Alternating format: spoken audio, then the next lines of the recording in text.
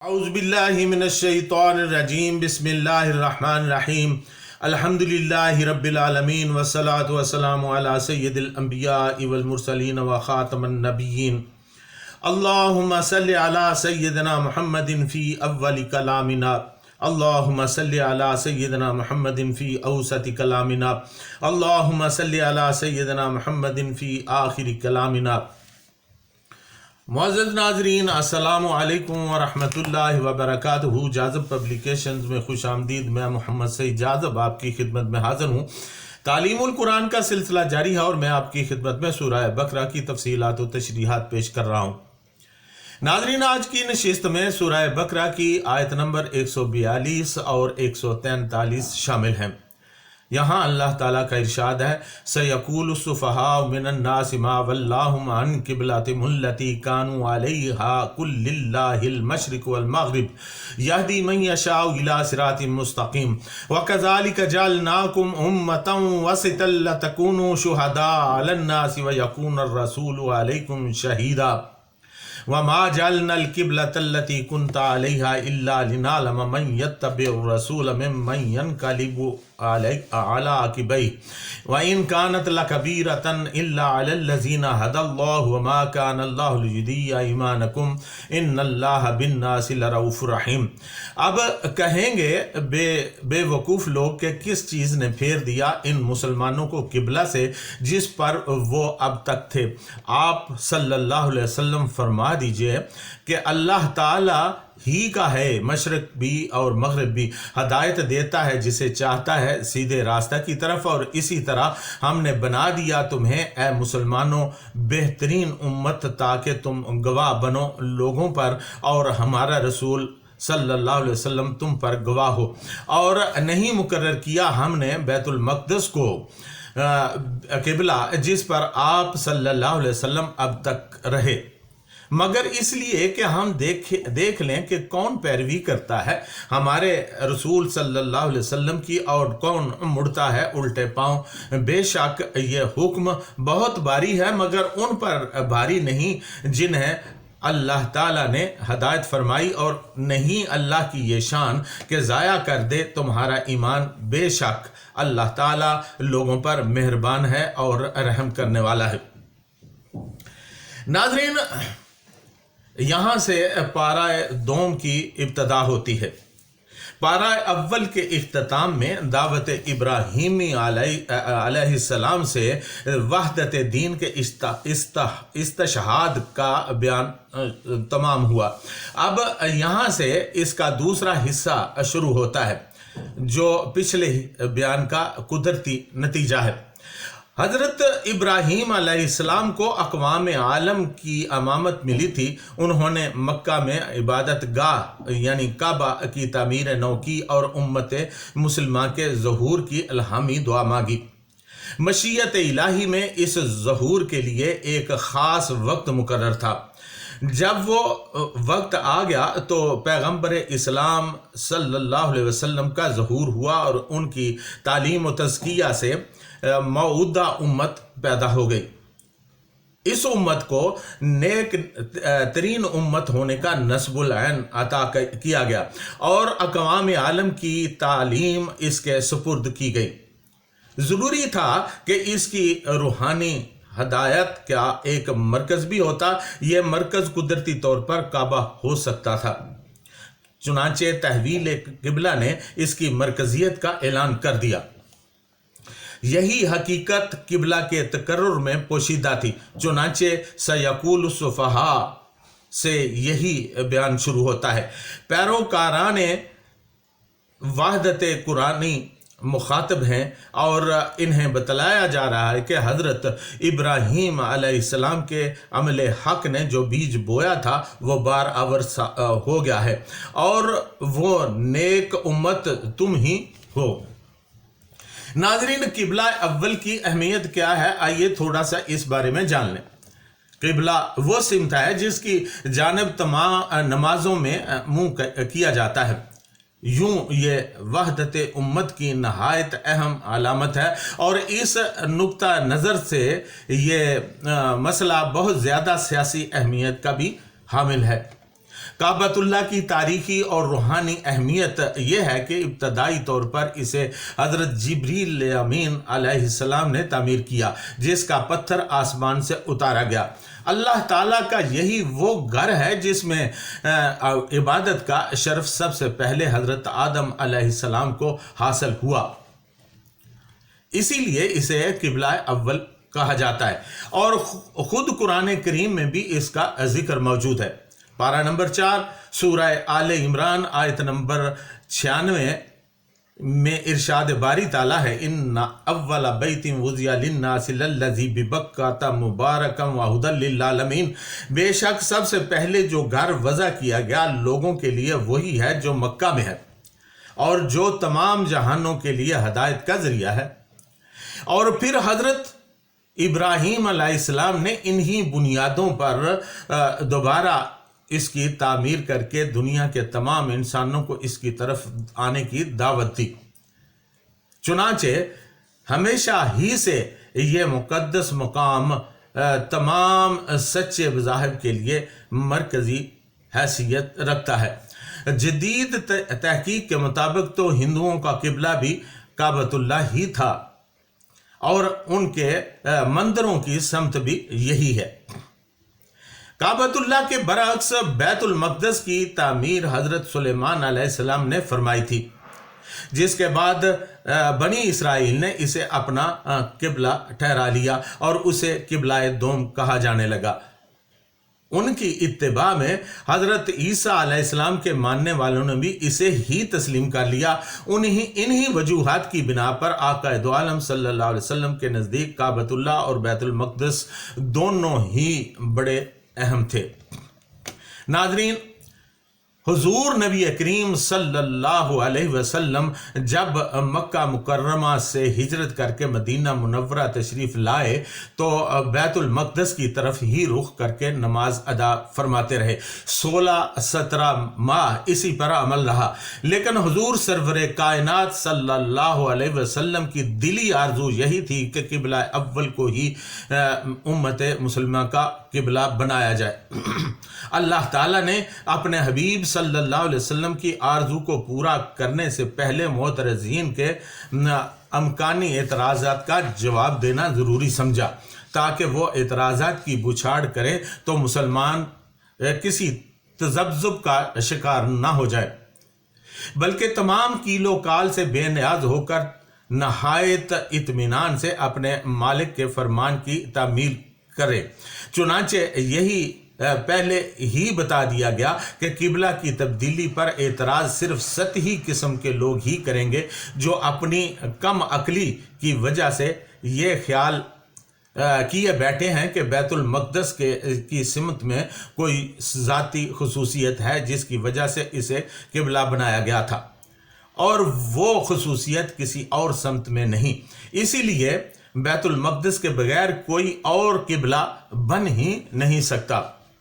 हालांकि समत होने में तमाम समतें यकसा हैं, इसका जिक्र पहले भी हो चुका है, जबकि सूरह बकरा आयत नंबर 115 की तफसील में मैं आपसे अर्ज़ कर चुका हूँ, वलिल्लाहिल मशरिक़ वल मग़रिब यहदी मन यशाउ इला सिरातिन मुस्तक़ीम, कि तमाम मशरक़ और मग़रब अल्लाह ही ताला के लिए हैं।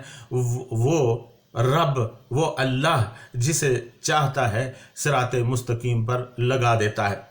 चुनांचे आज तक अगर ये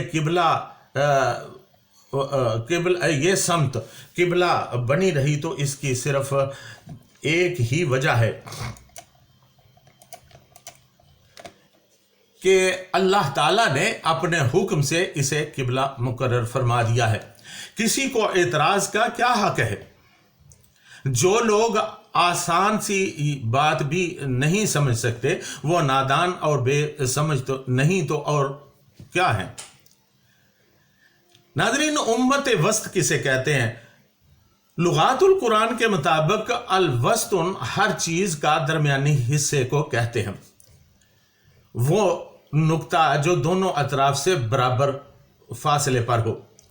वसूत शम्स से आफताब का आसमान के दरमियान आ जाना होता है। मऊसतुल बैत वो चीज़ जो खुसूसियत से घर के दरमियान वाक़या हो। मुहीत में ये भी लुग़त की किताब है, उसमें लिखा है कि वसता और अलवस्तु इस दरमियानी जगह को कहते हैं जहाँ से तमाम अतराफ का फासला बराबर हो। चूँकि हर चीज़ का औसत दरमियानी नुक्ता एतदाल होता है, यानी अफरात और तफरीत के बिल्कुल दरमियान में। इसलिए ये लफ्ज़ हर उम्दा और बेहतरीन चीज़ के लिए बोला जाता है। नाज़रीन, इंसान की ज़िंदगी का दरमियानी अरसा अहद शबाब उसकी ज़िंदगी का बेहतरीन वक्त है। दिन के दरमियानी हिस्सा दोपहर में रोशनी अपने नुक्ता अरूज पर होती है। इस तरह अखलाक में म्याना रवि काबिल तारीफ़ होती है। अफरात और तफरीत दोनों पहलू मज़मूम बुखल और फजूल खर्ची की दरमियानी हालत को सखावत, बुज़दली और तैश के दरमियानी हाल को शुजात कहते हैं। अल्लाह ताला ने उम्मत मुहम्मदिया सल्लल्लाहु अलैहि वसल्लम को इस अज़ीमुल मर्तबत खिताब से सरफराज फरमाया है। इनके अकायद, इनकी शरीयत, इनके निज़ाम अखलाक, सियासत और इक़्तिदार में अफरात व तफरीत का गुज़र नहीं है। यहाँ एतदाल है, तवाज़न है, मौज़ूनियत है। नाज़रीन, कुरान करीम ने मिल्लत इस्लामिया को उम्मत वस्त का खिताब देकर जिस मनसब पर फायज किया है, उसका तकाजा यह है कि इस कौम को बैनुल अक़वामी हैसियत हासिल हो और वो हर कौम से बराबर फासले पर हो, यानी इक्वी डिस्टेंट हो, यानी किसी की तरफ झुकी हुई ना हो और ना ही किसी से खिंची हुई हो। इसकी निगाहों में सब बराबर हों, जिस तरह दायरे के मरकज़ से मुहीत का हर नुक्ता बराबर फासले पर होता है। जाहिर है कि ये पोजीशन इस कौम को हासिल हो सकती है जो अदल व इंसाफ के रास्ते से ज़रा भी इधर उधर ना हटे। इस किस्म की कौम सही मानों में अक़वाम आलम के आमाल व अफ़आल की निगरान और मुहतसब हो सकती है। चुनांचे उम्मत वस्त से मुराद ऐसी कौम है जिसे बैनुल अक़वामी मरकज़ी पोजीशन हासिल हो, जो तमाम अक़वाम के अफ़आल हरकात की निगरान हो और बैनुल अक़वामी मामलात को पूरे अदल व इंसाफ से सुलझाए। नाज़रीन, उम्मत मुहम्मदिया गवाह है दुनिया में भी और आखिरत में भी। दुनिया में इसकी गवाही इस्लाम की सदाकत पर है, क्योंकि इस्लाम तालीमात की वो जिंदा तस्वीर है।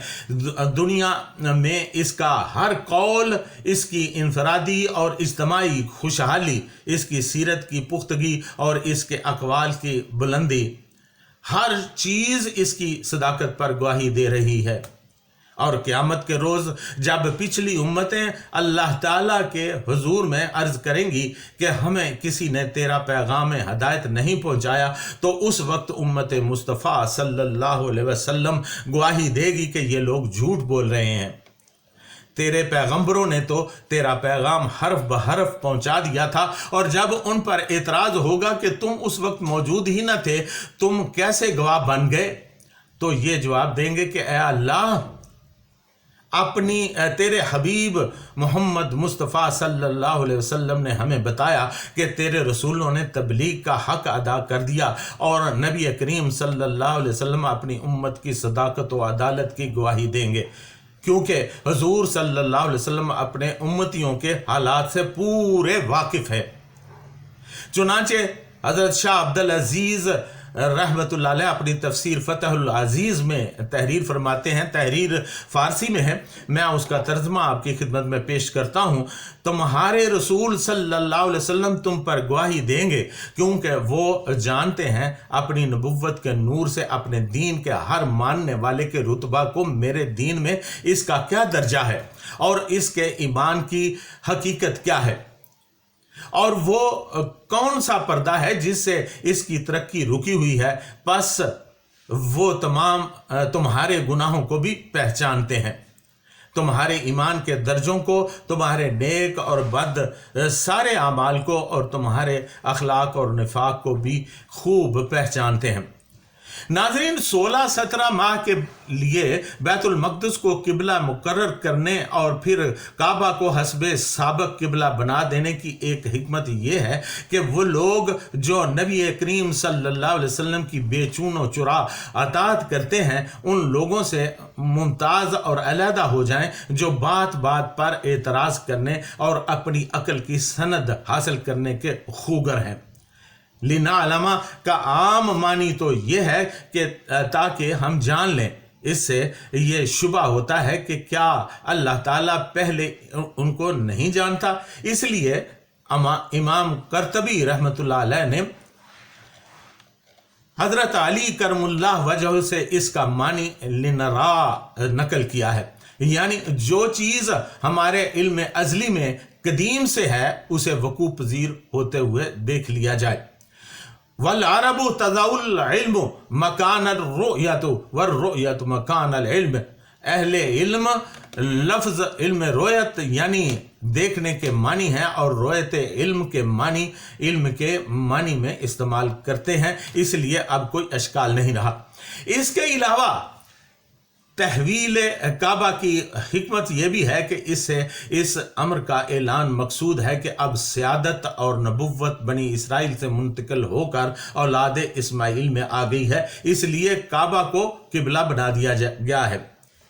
ناظرین، ہماری روحوں کے لیے کعبۃ المکرمہ کی مثال سورج کی سی ہے، جس طرح سورج کے ارد گرد تمام سیارے طواف کرتے رہتے ہیں اور سب کے لیے توانائی کا بنیادی ذریعہ ہے، روحانی لحاظ سے یہی حال کعبۃ اللہ کا ہے۔ اس سے نور کی شعاعیں ہر سمت پھوٹ رہی ہیں۔ جب ہم اس کی طرف متوجہ ہوتے ہیں اور نماز میں کھڑے ہوتے ہیں تو کعبۃ اللہ کی سمت نکلتا ہوا نور ہمارے قلوب میں منتقل ہونا شروع ہو جاتا ہے۔ سبحان اللہ، اگر انسان چاند پر بھی جائے گا تو وہاں بھی قبلہ بیت المکرمہ ہی ہوگا، اور یہاں سے اٹھتے ہی نوری قائمہ زاویہ کی طرف نماز پڑھنے والا اپنا منہ کرے گا۔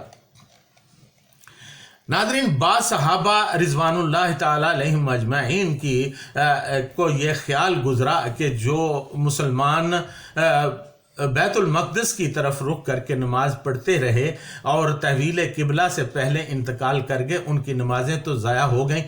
ان کی تسکین کے لیے فرمایا کہ ان کی نمازیں ضائع نہیں ہوئیں بلکہ وہ تو اللہ تعالیٰ کے حکم سے ہی بیت المقدس کی طرف منہ کر کے نماز ادا کرتے رہے، اس لیے ضائع ہونے کا تو سوال ہی پیدا نہیں ہوتا۔ ناظرین، اس کے ساتھ ہی آپ سے اجازت چاہوں گا۔ وما علینا الا البلاغ المبین۔